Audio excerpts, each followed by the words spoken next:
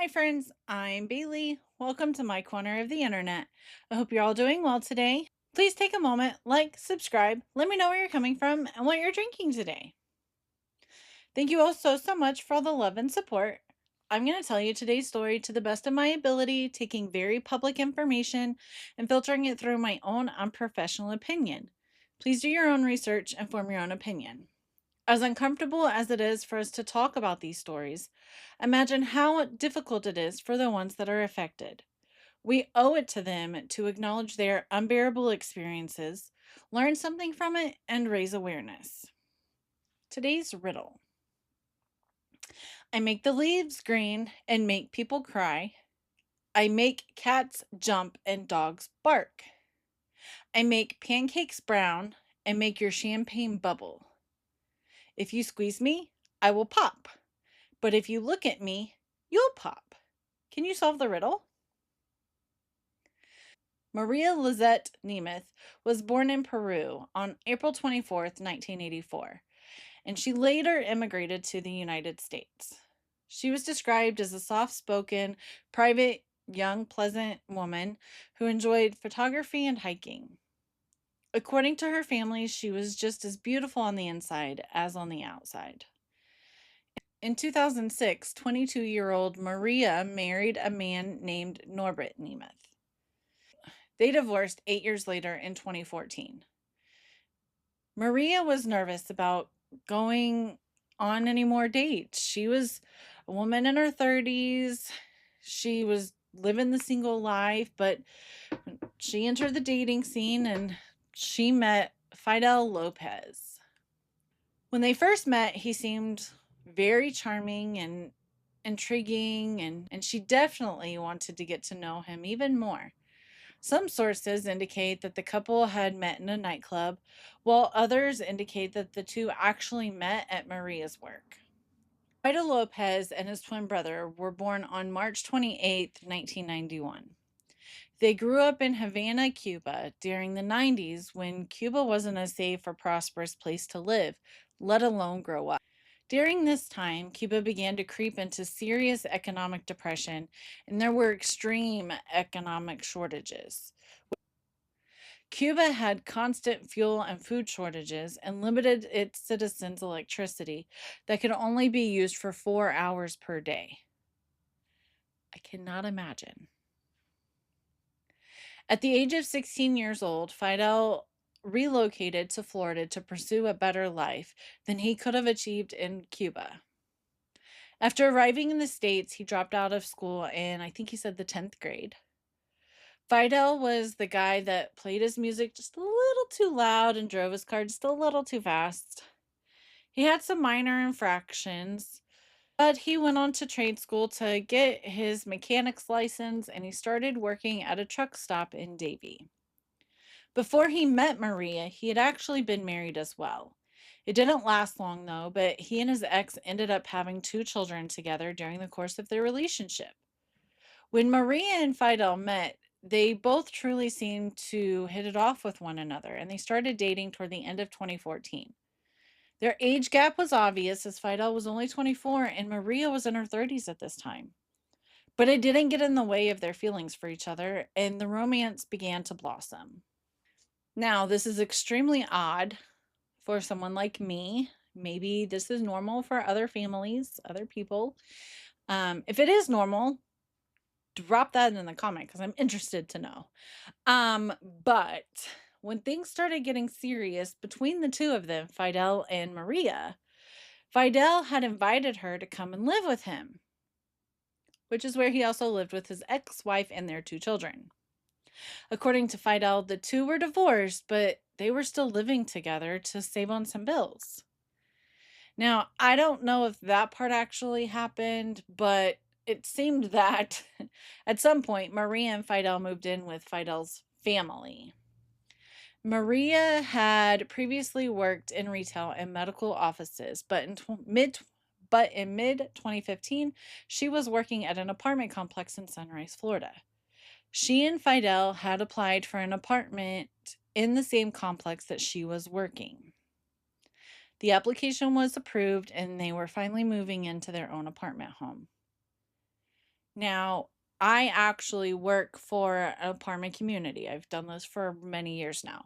A lot of times you'll get like a discount, most times where I live, you'll get a discount. I know that there are places in Florida that are like that, but you may not have to go to the same criteria that you did before. Or, rent is significantly cheaper. You might be able to get like an upgraded apartment so that way when they do inspections, they can come in and take a look at your apartment, to kind of show it off a little bit. Um, this story hits really hard for me, not only for the victims in the case and the family, but also her coworkers that she had to live with or that she had to work with. Um, I have seen my share of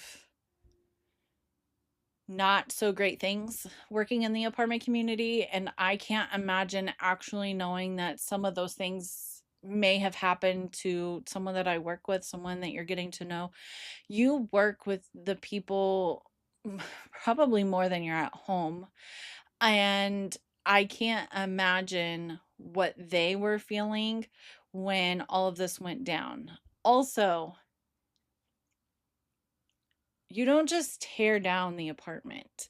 You actually fix it up to the best of your ability and then you re-rent it, which means that the next person probably doesn't know what happened, but you do. So when you walk into that apartment, you feel all those emotions again and you know what happened and you have to hold it together because it's your job to rent out that apartment. And so I feel so bad for her coworkers in that situation.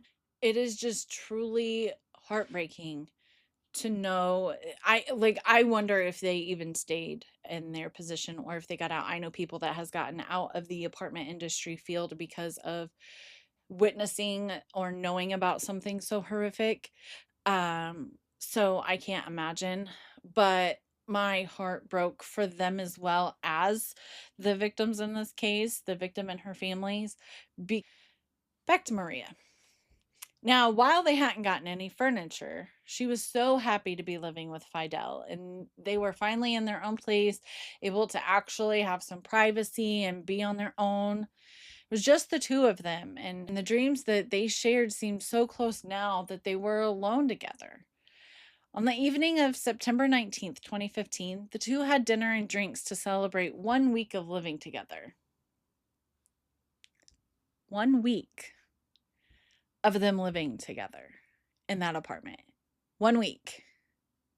Fidel had finished his mechanic work at the truck stop and headed home. Maria had made chicken, rice, and beans, and the couple decided to take their dinner to Fidel's mother and eat together. When I look at the timeline, they may have eaten and then took her some food because the timeline that he gave either was a little off or they literally just ate, scarfed it down real fast, and took off. Either way, they made dinner. They went to his mother's house. Now, Fidel took a shower once he got home. So he left work, took a shower, and then they headed to his mom's house at about 7 p.m. Now, she lived in Miami, about 30 miles south of Sunrise. And on their way home around 8:30, they decided to stop off at Chili's. He described that they had 1.5 margaritas each before leaving. Then they made a stop at a local ABC liquor store where they picked up a bottle of tequila and headed home for the night. As the apartment had yet to be furnished, it didn't have anything. They actually had put some cardboard boxes together and made a table out of it. They had cut up some lime wedges and were taking shots of tequila with the limes. So,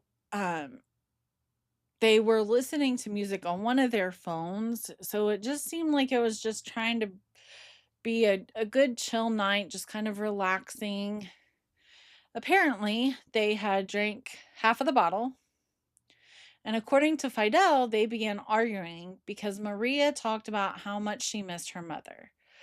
Maria wanted to take a month-long vacation to visit her mom, and if things went well in Peru, she was hoping to move back and live with her. This had always been a dream from her ever since her previous marriage. Now, officers from the Sunrise Police Department, along with paramedics from Rescue 92, arrived at 1630 Northwest 128th Drive around 3:39 a.m. on September 20th, 2015. Upon entry into the apartment, first responders found red fluid everywhere. There was holes in the walls, and their walk-in closet doors had been completely ripped off the hinges. They heard sobbing coming from the bathroom where they encountered an extremely drunk and visibly distressed Fidel standing over his girlfriend Maria, who was completely naked and lifeless on the floor. The bathroom sink was running, and Maria herself was lying in a massive pool of red fluid. They also noticed a presence of what appeared to be several chunks of body tissue on the closet floor. Now, Fidel told detectives that he and Maria ended up having consensual, having consensual, rough, drunk makeup in the bedroom walk-in closet. At some point, Maria passed out from drinking too much tequila and was lying on the closet floor. Fidel also claims that Maria began asking him to perform acts on her. He said that she asked him to put a beer bottle inside of her as well as his arm, which made him feel emasculated. It was as if he could not please her enough, just him. He said that she had done this with her ex-husband. He told detectives that he had used the beer bottle in the interaction that night and that he first noticed the red fluid after pulling the bottle out the last time.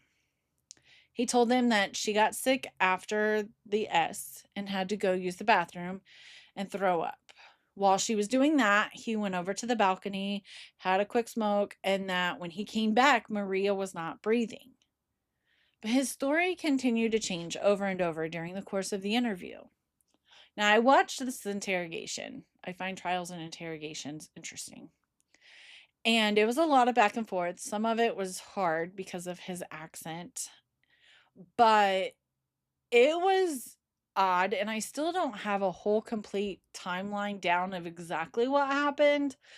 I had an assumption, but then when the autopsy came out, that was kind of a little debunked. So I don't have a good timeline for this, and I've tried making this as streamlined as possible. So I'm hoping that it comes out okay. So in the course of the interview, he goes back and forth with his story and even had said that he had given Maria CPR while he was on the phone with 911. He also stated that at some point with the phone call with 911, the call had dropped for whatever reason, and he actually called them back. Now, when they checked his phone records, there was only one call ever placed from his phone to 911 that night. He also changed things up and said that he came back from smoking to the bathroom and the door was actually closed and that he could hear Maria gasping for air.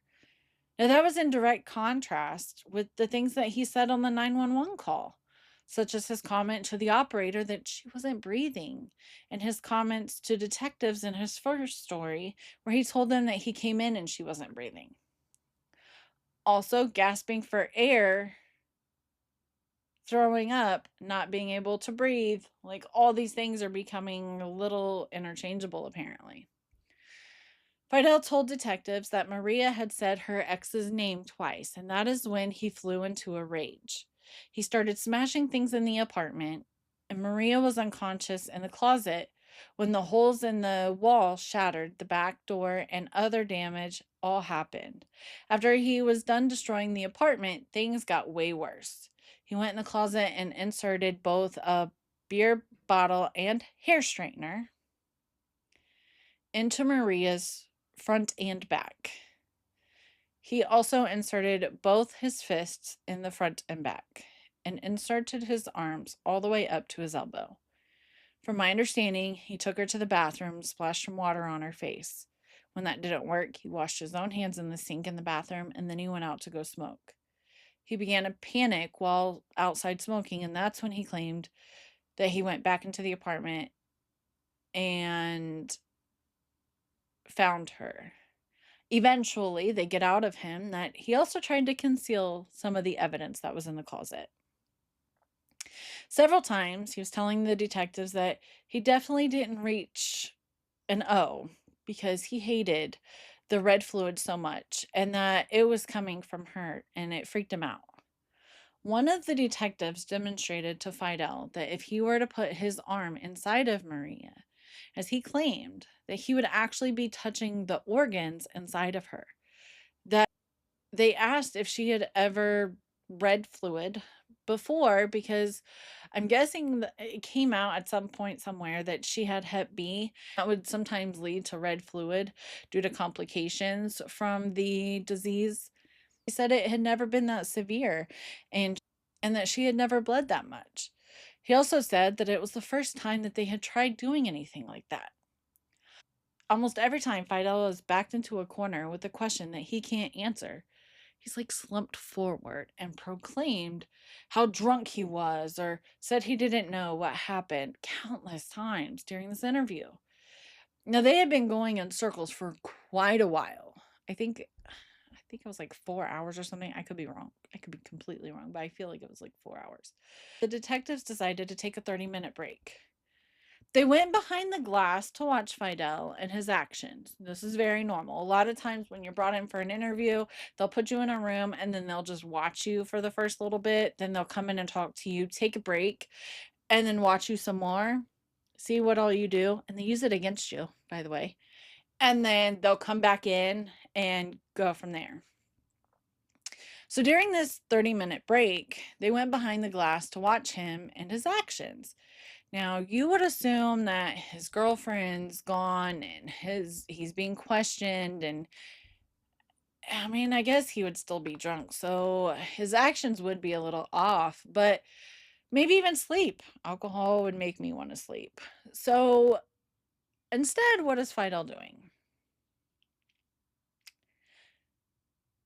Fidel actually does the exact opposite of what the detectives assumed he would be doing, which would be crying or being violent or out of control. Instead, there was a notebook in there, and he grabbed one of the notebooks with a pencil and started doodling. When the detectives came back in, they asked if he was writing, and he said no. And he showed them a drawing of a propeller engine. When mentioning the shattered balcony door again, he said that he couldn't remember how it was broken, just that he knew it was already broken when he went outside to smoke. Fidel's hands were examined and found that he had no cuts on them. He told them that he wasn't sure, but said that he would never hurt a woman and definitely not Maria. But he said that he does have a tendency to hit walls or hit other things, and that was his coping mechanism. Fidel told the detectives it's not his fault. He kept saying, "It's not my fault. She asked me to do this. It's not my fault. She asked me to do this. It's not my fault. She changed the name. It's not my fault." He kept saying he only did what she asked, which is obviously very difficult to get by. He also then kept saying, "Oh my gosh, I'm never going to see my kids again. I'm never going to see my kids again. I'm going to jail. I have 2 kids. And how many years do you think that this is going to cost me? I'm never going to see my kids again." Now, if there is any solace to be found in this case, it's the fact that Maria was extremely inebriated, and the medical examiner believed that she was so intoxicated that she probably could not feel too much pain, and she was probably slipping in and out of consciousness throughout this whole ordeal. Maria was pronounced dead at 4:02 a.m., and she had died from red fluid loss due to evisceration. According to the medical examiner, she suffered blunt force trauma to the back of her head, and she was covered in cuts and bruises both inside and outside of the body. She had defensive marks proving that she probably fought Fidel for her life, as opposed to being the willing participant that he so claimed. She had a 3-inch gash in her areas. The medical examiner could not tell the difference between her front and her back due to the extent of trauma. Now, I did not experience this level, but apparently during childbirth, there are times where it can, I forget what it's called, but as the baby's coming out, it can rip, I don't remember, but it can rip that little area in between the two, and then the doctors have to fix you back, right? So apparently, it was similar to the wounds sustained by women during childbirth, where she was ripped open. Now, it wasn't like Maria had had children before and that this happened and then it just like reopened. That's not what happened. Maria didn't have any kids. It seemed that it was just one hole. And she was missing over 13 feet of her small intestines. Her inside looked like someone had violently punched her on the inside. All of that is why it seemed that she was disemboweled, which also means organs are removed from the body. Now, one of Fidel's ex-girlfriends from high school claimed that Fidel had a short temper and liked to control what she wore. She wasn't allowed to wear leggings, and Fidel would attempt to fight her male friends. The young woman confirmed that, much like the incident that took Maria's life, Fidel liked to stick objects inside of her, including a candle. It appears that he's done things like this before, despite telling the police otherwise. Fidel Lopez was arrested and held without bond in the Broward County Jail. He was charged with first-degree homicide and 2 counts of single battery with a weapon or by force for the obscene acts that he committed on Maria's body. He pled guilty to the charges in 2017. Fidel's family stood by his side by putting money on his books for snacks and visiting him frequently. Initially, Fidel's defense tried to argue that he wouldn't have understood his Miranda rights, but the judge threw that out. The prosecution was aiming for the DP. However, in mid-2017, he decided to plead guilty, and that took the DP off of the table. He pled to first-degree M and 1 count of battery in S nature. Originally, the defense wanted the deal of 50 years, but the prosecution argued to put him away for life without the possibility of parole, which is exactly what he got. Through a translator to the victim's family, he said, "Today I'm happy to fulfill this conviction. I know that what I did has to be paid, and I agree. I will pay with my life for the life I took. To Maria's family, I ask forgiveness."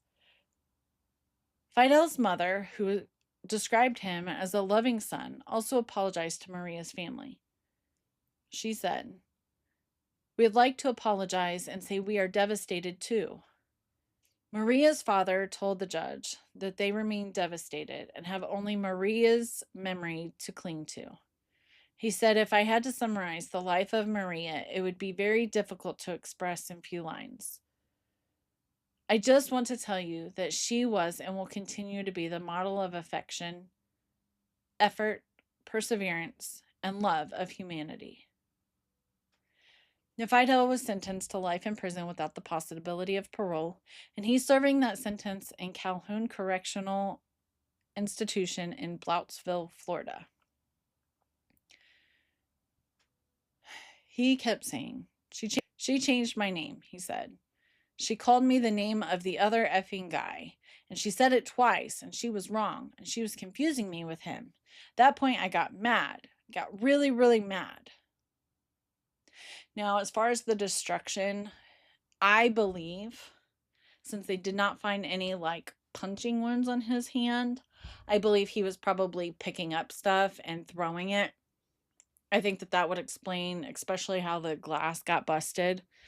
Um, there was I'm a little lost on the, timeline, but it seemed like at first the neighbors could hear yelling, and then they they could hear yelling from a male and a female. And then for hours, they only heard a male yelling over and over and over and screaming. And they thought that the apartment was being what we call turned or flipped. They thought that there was construction going on in there. So they thought that that's why it was so loud, although that doesn't account for the yelling and screaming. And this goes back to one of the points on what I wanted to name this channel. I wanted to make it a point to always say that it is our business. And the reason why is because it's not the neighbor's fault. This is all Fidal's fault. But if the neighbors would have been a little bit nosy and made it their business, maybe Maria could have been saved. Maybe she couldn't have. But you never know. And if you hear a male and a female yelling and all this stuff breaking, like, I understand you don't want to get the police involved. I personally, because I have that personality, I will go and knock on your door and be like, hey guys, what's going on? And I just try to peek in, make sure like everything's kind of okay. But I don't think it would have stopped the end result. But it is why I have always, for years, I've thought about this channel. I've thought about creating this. And it's not that I wanna be any type of, like, real person, I just if it even saves one person, we just have to make it our business. If you like, it sounds so cliche, but if you see something, say something, like, it's so cliche, but it is so common that and I forget the phenomenon or whatever it is, where nobody calls 911 because they think that the next person is going to do it and they think that the next person is going to do it or the next person. And so eventually, actually, nobody calls 911. And so the police don't know anything. It's always the what if we could have gotten here sooner? What if, you know, she would have had better police intervention? Could she have been saved? And so it just is it goes back to the point that I'm always going to end with the same thing because we have to make it our business. We have to stand up together and in unity and say we don't want this happening to our friends, our family, our neighbors, our loved ones, or complete strangers. And that this is not okay. And we have to all do our part in that. And so I thank you guys so much for hanging in with me today. This one was hard, and this one took me a long time to do. And I've thought about how to do it, and I know that it's really bumpy. I know that a lot of it doesn't make any sense. Go do your own research. If you can handle it, go watch the interview. It is so sickening, but it gives an in-depth look of his personality. While I do understand that he was probably still very intoxicated, but I hope that she didn't feel too much of this. Like, it is so sad what this girl had to go through. And she was so excited to get their lives on track. And I believe that at some point during the interview, he says that she was unconscious and then he did these things.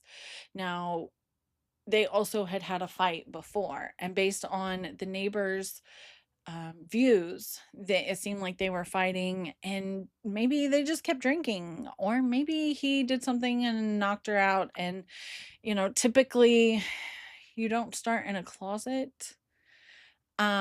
But it also appeared that he was so grossed out because there were pieces of her in the closet, and he was so grossed out that he was putting cardboard over it. There was also some claims that a hanger may have been involved, although it wasn't a closet, so I'm not sure. But they did ask him, like, did you think she was pregnant? Um, Like, if you go with that route, maybe you thought she had a baby and you were trying to reverse that. So, I mean, it is just so crazy to think that this happened, and it hurts my heart. I'm so thankful that he took a plea though, because I cannot imagine her family having to sit through a trial and having to hear the things that he did to her in detail. And so, if there's any good in this case, I'm so thankful that he took a plea and in some part spared her family from having to deal with this and live with this, knowing the in-depth stuff that comes out during trials. So, um, if you guys haven't already, please don't forget to like and subscribe. Sorry, I went off on a lot of tangents today. This case has meant a lot. Um, and it's so sad. It's so sad.